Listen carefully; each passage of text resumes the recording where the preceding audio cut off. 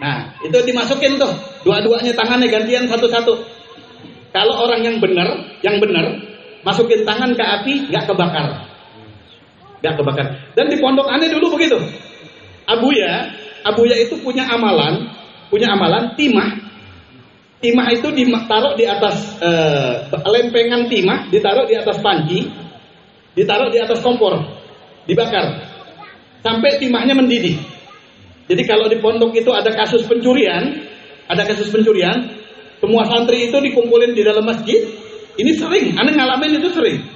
Timah dibakar sampai mendidih. Nah, semua santri harus tangannya itu masuk ke dalam timah. Kalau dia yang mencuri, timah itu bakalan nempel di tangannya, dia nggak bakalan lepas seumur hidup. Timah itu nggak bakalan lepas seumur hidup. Pasti waktu itu pencurinya kabur deh. Kalau udah kayak gitu, yang kabur berarti dia bakalan ngaku. Ini diantara karomahnya Abuya. Abuya itu memang wali dari dulu. Aneh kenal wali itu Abuya. Aneh kenal wali itu guru aneh Abuya Sayyidul Walid. Dan aneh sering timah mendidih itu aneh celup sering. Aneh juga bingung habis aneh celup kagak ada yang menempel sedikit pun. Bahkan anget aja kagak. Padahal mendidih dia. Itu air aja mendidih, kita celup panas, melepuh kan? Ini timah loh, mendidih timahnya. Kita celupin tangan kita tuh nggak ngapain-ngapain. Anget aja kagak. Anget yang jadinya kita merasa sakit itu kagak. Anda mengalami itu berkali-kali. Di pondok itu kalau udah ada kasus pencurian itu sampai menjalar begitu, kita beranikan diri ke Abuya meluangkan waktunya untuk biasanya sholat duhur di pondok. Nah, langsung beliau udah nyiapin tuh timah. Sekarang kagak ada udah. Gak tahu ilmunya diturunannya ke siapa ya. Ternyata aneh pas belajar tadi ini, ya Allah, ternyata itu hukum buat kaum Nabi Ibrahim alaihissalam. Selesai jadinya. Habis itu tinggal pencurinya diusir. Wa kana al-hukm fi zamani Sayyidina Musa sallallahu alaihi wasallam bil 'asa. Kalau di zaman Nabi Musa hukum itu dengan tongkat. Fa kana taskun lil muhiq ay li ahli al-haqqi wa tadrab li ahli al-batil. Jadi kalau ada dua orang bersengketa, suruh berdiri atau duduk. Nabi Musa cuma ngasih tongkatnya. Tongkatnya ini ditaruh di depan satu persatu. Kalau ditaruh di depan dia diem aja nih tongkat, berarti dia yang benar. Kalau ditaruh di depan orang yang salah, yang ngaku-ngaku itu tongkat bergerak sendiri, dipukulin tuh orang tongkat. Babak belur. Enak ya sebetulnya. Enak juga. Tapi sebetulnya paling enak hukum buat kita umat Nabi Muhammad SAW, sangat meringankan. Akan tetapi akhirnya dari saking ringannya kita banyak yang lalai. Jawazal had, kita sampai keliwat batas dalam hal ini. Dalam haknya orang itu kita sampai keliwat batas. Coba bayangkan satu batang siwak aja bakalan jadi sengketa nanti di yaumil qiyamah. Wa kana al-hukm fi zaman Sayyidina Sulaiman alaihi salam birrih. Nabi Sulaiman alaihi salam hukum pakai angin. Fa kana taskun lil haqq ay ahli al-haqq wa tarfa'ul mubtila thumma tusqituhu 'ala al-ard. Jadi kalau orang ada dua yang bersengketa kalau zaman Nabi Ibrahim, nah didiriin dua-duanya nih. Satu, dua di lapangan. Nah, angin datang. Ketika angin datang, yang benar dia kagak diapa-apain sama angin. Cuma sepoi-sepoi aja.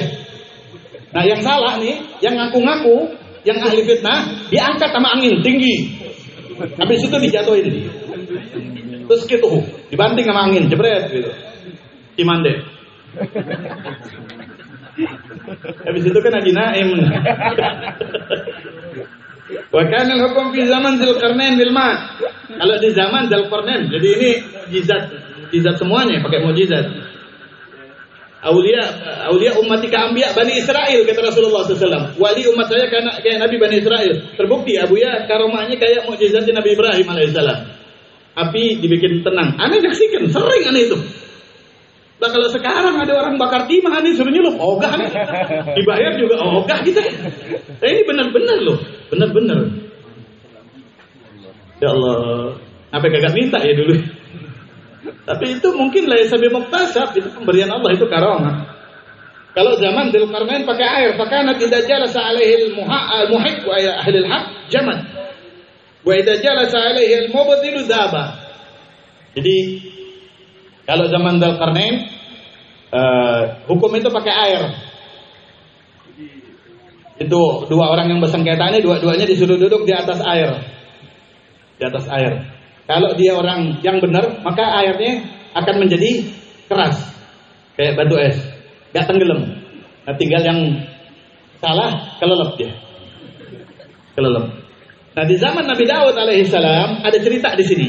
Ada cerita di sini kenapa setelah zaman Nabi Daud hukum dirubah kayak kita sekarang. Ya. Al-yaminu al-bayyinatu 'alal mudda'i wal yaminu 'ala man ankar, itu hukum dari zaman Nabi Daud setelah kejadian ini. Jadi di sini disebutkan wa kana al-hukm fi zaman Daud sallallahu alaihi wasallam bi silsilatin mudallatin minas sama'i inda sakhratil lati fi baitil muqaddas. Di zaman Nabi Daud itu hukum adalah dengan rantai yang ada di dalam Baitul Muqaddas. Di Baitul Maqdis itu ada sakhrat. Sakhrat itu batu gede yang dalamnya tuh kayak goa begitu. Dalamnya kayak goa, di atas daripada goa itu, di atas lorong itu ada silsilat mudallatin minas sama. Ada rantai yang gelantungannya kagak ketahuan dari mana begitu. Ada rantai. Hukum itu pakai itu. Caranya bagaimana? Ya, faman kana muhiqqan tanawalaha biyadihi. Wa illa ay faman kana ghairal muhiq atau faman kana batilan fala yatanawalaha. Jadi itu rantai, kalau ada orang dua bersengketa, ringan banget ini hukum. Ada orang dua bersengketa, dia masuk sama Nabi Daud, hakimnya Nabi Daud, dia masuk kedua itu, yang mana yang bisa megang itu rantai, dia yang benar. Kalau yang salah, ketika dia megang, rantainya bergerak sendiri ke atas. Rantainya kagak nyampe-nyampe dia. Kagak nyampe-nyampe. Ini kalau zaman sekarang diambil jadi hukum buat orang Hindu atau orang Buddha begitu. Buat orang Buddha apa orang Hindu, di Borobudur itu di atasnya itu ada kubah kan tuh, Borobudur tuh. Itu kan dia kan Ka'bahnya orang-orang mereka tuh. Nah, itu mereka kalau nyampe ke situ, di dalam kubah yang paling atas itu ada patungnya. Dan nggak semua orang masukin tangan bisa megang tuh patung. Keyakinan mereka, kalau masukin tangan kena itu patung, doanya mustajab. Ternyata ini dari hukum Nabi Daud. Tapi bukan buat ibadah, bukan buat doa, buat menjadi persidangan, buat menjadi hakim. Nah, di sini ada cerita di sini. Pak, ittafaqa an auda'a rajulun jauharatan saminatan inda rajul.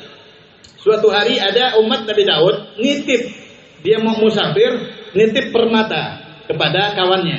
Ane mau pergi jauh, ane titip ane punya harta, jauharah saminah. Permata yang harganya mahal dititipkan. Wa ghaba anhu muddatan tawilatan, dia pergi dari negeri itu lama, mungkin berapa bulan begitu. Tsumma jaa yatlubuha. Akhirnya pas datang dia minta, mana titipan ane? Mana itu permata ane punya titipan? Fa angkaraha, faqala lahu. Fa angkaraha, kata dia enggak, udah ane balikin. Kagak ngaku nih yang dititipin. Bohong dia. Faqala lahu imdi ma'i ila silsilah natahakam 'indahu. Akhirnya kata yang nitip, ayo dah kalau begitu kita pergi ke rantai tadi, pada gua tadi, biar dihakimin sama Nabi Daud alaihissalam, biar ketahuan yang benar itu apa aneh. Fa amida alladhi 'indahu ila 'asa fa naqaraha wa wada'a al-jawhara fiha. Fa amida, dan dengan sengaja, alladhi hiya indah, orang yang permata itu ada di dia, yang dititipin itu, ila asa, dia sengaja ngambil tongkatnya dia, fa naqaraha, tongkatnya dibolongin. Tongkatnya dia dibolongin. Wa wada'a al-jawhara fiha. Permatanya yang dititipin ditaruh di dalam tongkatnya dia. Ditaruh di dalam, diumpetin di wa sadda 'alaiha saddan khafiyan. Habis itu ditutupin, kiranya kagak kelihatan, dengan tutup yang kagak paten begitu. Ditutupin dengan tutup yang enggak paten. Jadi orang licik itu udah ada. Jadi ini licik banget orang nih. Ane pas belajar tadi, ini orang liciknya luar biasa. Ternyata orang licik dari zaman Nabi Daud udah ada, apalagi sekarang. Wajah yatawakkak 'alaiha. Akhirnya dia datang ke silsilah tadi, ke goa itu pakai tongkat. Itu jauharahnya ada di tongkat itu. Kenapa Anda bilang licik? Wah, hebat liciknya dia. Jangan dipelajarin liciknya ya. Pelajarin keadilan Allah. Falamma hadara inda silsilata qala li sahibil jawhar, "Khudh 'asaya ma'ak hatta atanawalu silsilah."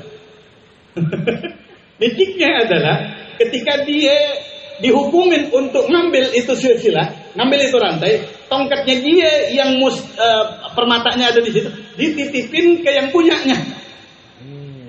Dititipin ke yang punyanya. Kata dia, "Khud, ya, asaya, tolong pegangin ane punya tongkat ma'akah inti pegangin di tongkat ane," kata dia. Hatta walu silsilah. Sampai ada bisa megang rantai, tolong pegangin dia. Padahal permatanya ada di situ, kan seakan-akan udah dibalikin. Allah mau ditipu sama dia. Liciknya sampai ke Allah dia licik. Coba itu. Fa'akhadha minhu, diambil sama yang punya, dipegangin. Baik ini orang, dipegangin di tongkat. Fataqaddama ar-rajul ila silsilah. Dia maju ke rantai tersebut. Faqala, dia mengatakan, "Allahumma ya Allah, in kunta ta'lamu, kalau engkau memang tahu anna al-wadi'ata allati kanat 'indi qad dafa'tuha li sahibiha, bahwa titipan yang dititipkan sama orang ini ke saya sudah saya kembalikan kepadanya. Sudah saya kembalikan, kan dipegang sama itu orang." Hikmahnya Allah Subhanahu wa taala. Dari sahibika faqarrib minni asilsilah, turunin itu rantai ke saya. Turunin itu rantai ke saya. Wa madda yadahu fatanawalaha. Akhirnya dia angkat tangannya, itu rantainya turun, kepegang sama dia. Benar sih ya bisanya. Masya Allah. Allah dibohongin sama dia. Tapi gara-gara dia hukum dihapus habis itu. Gara-gara ini orang satu terkutuknya dia. Hukum sampai dia dirubah sama Allah Subhanahu wa taala hukum. Sampai jadinya ketahuan aib buat nih orang. Mungkin Bani Israel seumur hidup gak ada yang mau punya nama kayak nama dia. Karena jadi aib dia buat Bani Israel. Fata'ajjaba sahibuha min dalik. Yang punya kebingungan kan. Yang punya lah, kapan dibalikinnya? Ya Allah, emang udah salah apa Allah ngasih hukum? Waqala an-nas qad sawat as-silsilah baina adh-dhalim wal madhlum. Karena dua-duanya megang silsilah kepegang, akhirnya kan seakan-akan akhirnya manusia pada mengatakan qad sawat as-silsilah baina adh-dhalim wal madhlum. Kok rantai sekarang sudah menyamakan antara yang zalim dan dizalimi. Sampai nggak bisa dihukumin nih yang mana yang benar, karena yang punya juga megang kepegang juga, karena belum dibalikin, dua-duanya kepegang tuh. Kok udah nggak bisa, kok sudah tidak akurat ini, kok udah kagak akurat. Qad sawatil silsilah baina zalim walamma raja'a min indi Daud alaihi salam, pulang akhirnya dua-duanya jadi Nabi Daud. Menang nih benar. Sekarang lagi diapain dia? Dapat permata dia dan dimenangkan dia, tapi dapat apaan dia? Akhadha ar-rajul al-'asa min sahibil jawharah. Baru pas sudah izin pulang, tongkat diminta lagi, "Mana tongkat Anda yang mau buat?" Oh, pulangin. Falamma asbaha Daud alaihi salam ra'a silsilah qad rafi'at. Qad rafi'at. Akhirnya besok paginya Nabi Daud melihat itu silsilah diangkat ke langit sama Allah Subhanahu wa taala. Karena ini orang licik yang nipu Allah Subhanahu wa taala, hukum sampai dirubah buat Nabi Daud dan umatnya. Sampai sekarang hukum jadinya ya, wa sara al-hukm min hina idzin. Dan Allah menjadikan hukum mulai saat itu. Ya, bil bayyinah 'alal mudda'i wal yamin 'ala man ankar. Ya, dengan bukti bagi orang yang mengaku-ngaku dan dengan sumpah bagi orang yang dituduh. Orang yang dituduh. Dari saat itu hukum jadi berubah. Gara-gara itu orang licik. Wa hukiya anna rajulan dakhala makanan kharaban fawajada fihi qatilan. Lanjut apa jangan? Lanjut apa jangan? Enggak ngejawab udah enak antum. Enggak usah. Diceritakan ada seorang laki-laki dakhala makanan kharaban. Ada seorang laki-laki masuk ke bangunan yang udah rubuh, rumah kosong udah rubuh gitu. Fawajada fihi qatil. Tahu-tahu di dalam rumah kosong itu ada orang baru mati dibunuh. baru mati dibunuh. Falamma ra'ahu an-nas ma'al qatil akhadhuhu wa qalu innahu qad qatalahu. Akhirnya dipergokin sama orang, ini orang lagi sama orang yang mati. Akhirnya orang mengatakan dia telah membunuhnya. Dia adalah pembunuh. Oh, dia ini yang ngebunuh nih. Fa hadaruhu al-qatl. Akhirnya nyawa dibayarnya. Nyawa hukum Islam. Akhirnya dihadirkanlah dia untuk dibunuh. Mungkin dipancung atau digantung. Faqala isbiru alayya hatta usalli rak'atain. Akhirnya kata orang laki-laki, apesnya dia. Kata dia, sabar ya sebentar, ane mau sholat 2 rakaat aja. Dinin ane sholat 2 rakaat. Dinin ane sholat 2 rakaat.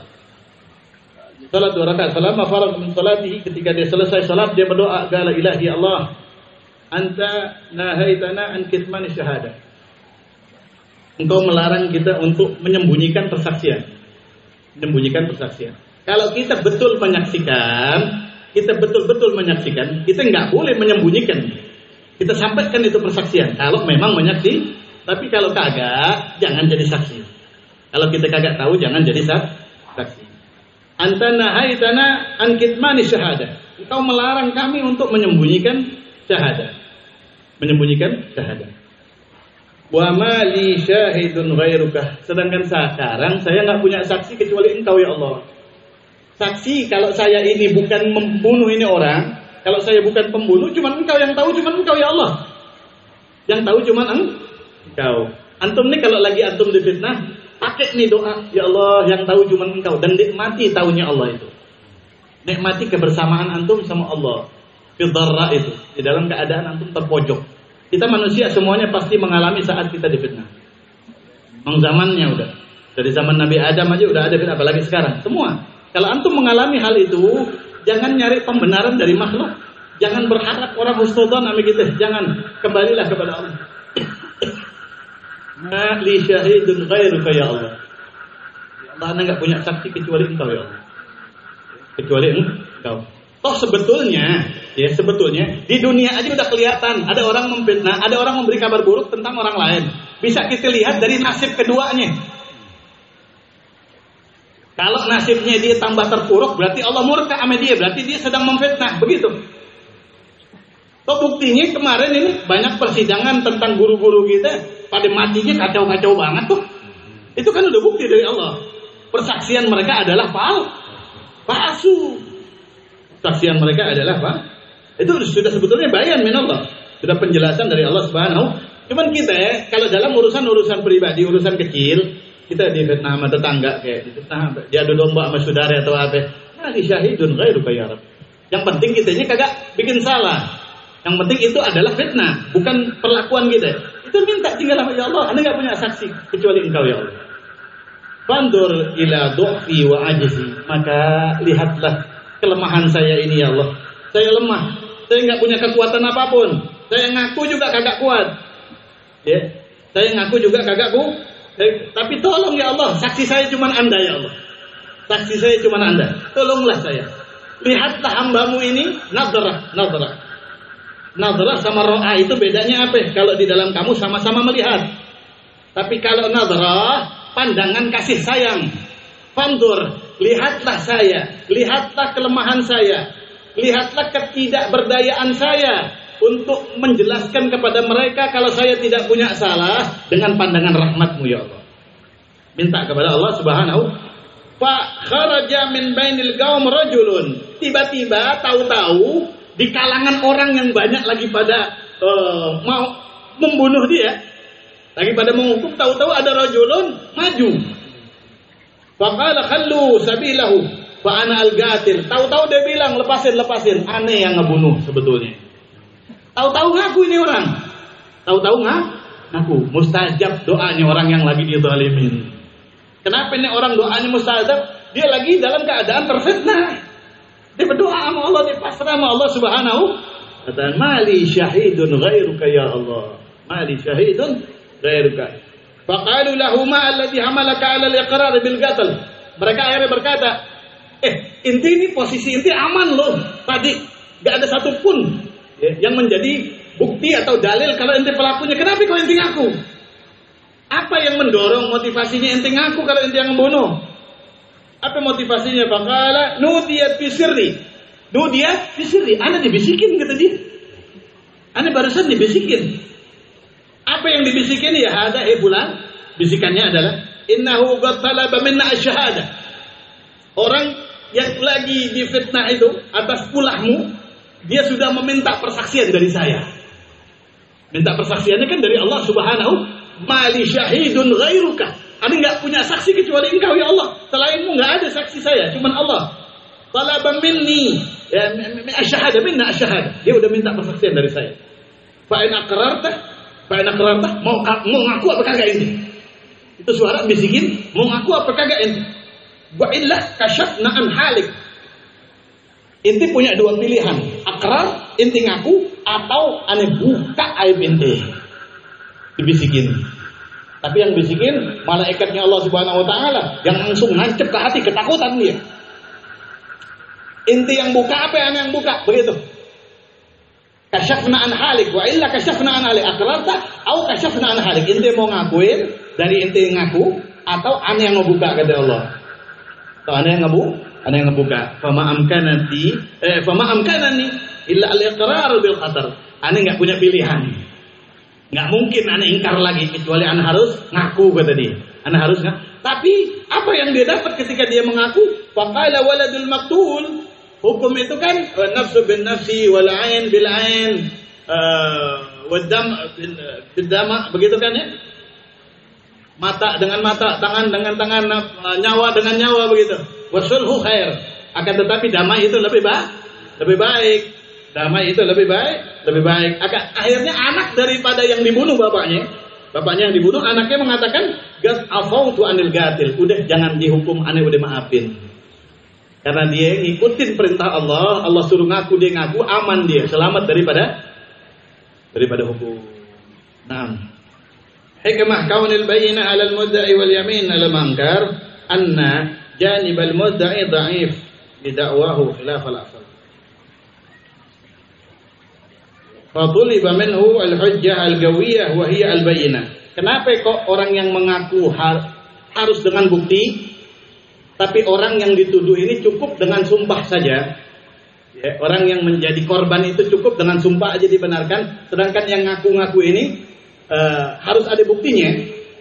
Hikmah dibalik hukum tersebut, anna janibal mudda'i dha'ifun. Yang dibawa sama orang yang ngaku-ngaku ini kalau nggak ada bukti, dha'if. Punya apaan dia? Dia nggak punya apa-apaan kalau kagak punya bukti. Kalau hanya sekedar pengakuan aja atau sumpah saja di lisan, ya, dia lemah, dhaif. Maka harus dikuatkan, ya, fatuliba minhu al-hujjah al-gawiyah. Maka dituntut, diwajibkan dari orang yang mengaku-ngaku hujjah atau dalil yang kuat, yaitu al-bayyinatu. Al-bayyinatu. Jadi antara orang yang mengaku-ngaku atau memfitnah dengan yang dituduh, ya, ini yang kuat sebetulnya posisinya yang dituduh, karena dia bara'atul dhimmah di sini disebutkan. Dia sebetulnya terlepas dari tanggung jawab. Ini yang ngarang-ngarang, dia yang memulai, maka dia harus punya kekuatan. Kan seakan-akan nggak adil. Kenapa kok kalau yang nuduh harus dengan bukti, tapi yang dituduh cukup dengan sumpah saja? Karena dia kagak lagi ngapa-ngapain. Dia cuma tertuduh doh. Posisi dia kuat. Kuatnya apa? Dia bara'atul dhimmah. Dia adalah hambanya Allah Subhanahu wa taala. Asalnya dia adalah seperti itu. Asalnya dia adalah, kalau sekarang umat Nabi Muhammad sallallahu alaihi wasallam, hukum asal dia adalah itu. Sama kayak yang lain, umat Nabi Muhammad sallallahu alaihi wasallam. Sedangkan dia yang mengusik hukum daripada zimmahnya dia. Hukum kemanusiaannya dia, hukum haknya dia sebagai manusia biasa umat Nabi Muhammad SAW lagi diusik sama ini. Makanya yang mengusik harus punya kekuatan, yaitu bukti. Nggak cukup hanya dengan kalau cukup dengan sumpah, gampang banget. Oh, sumpah dia ini begini. Oh, sumpah dia ini begini. Gampang banget akhirnya. Gampang banget.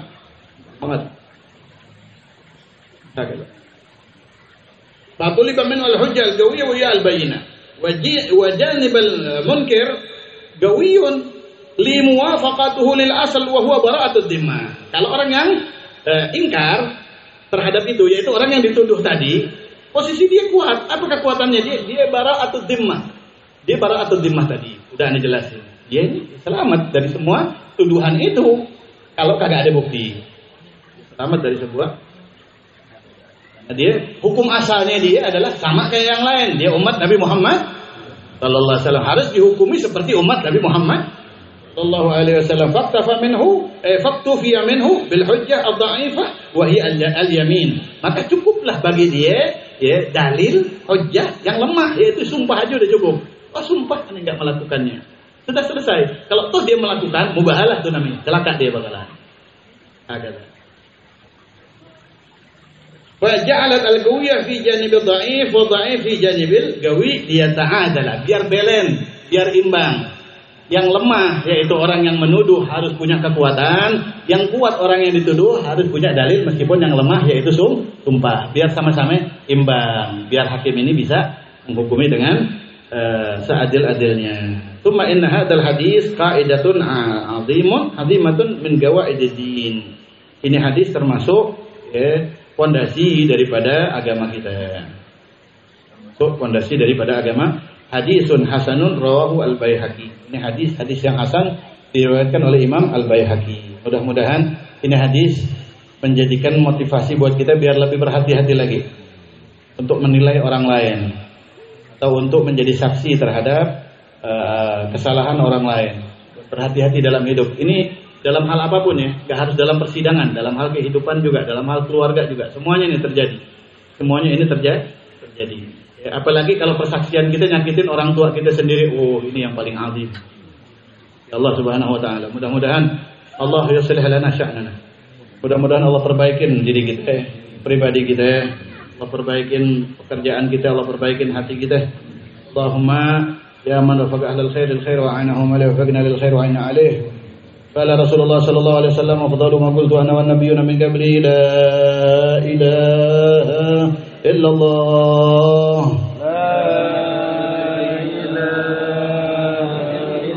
لا إله إلا الله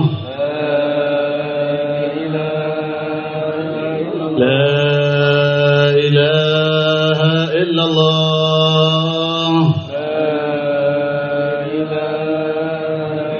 سيدنا محمد رسول الله صلى الله عليه وسلم كلمة الحق عليها نحيا وعليها نموت وعليها نبعث إن شاء الله تعالى من الآمنين. اللهم اجعل جمعنا هذا جمعا مرحوما وتفرقنا من بعده تفرقا معصوما ولا تجعل فينا ولا منا ولا معنا شقيا ولا محروما. اللهم لا تحرمنا خير ما عندك لشر ما عندنا. اللهم اهدنا بهداك ولا تولنا وليا سواك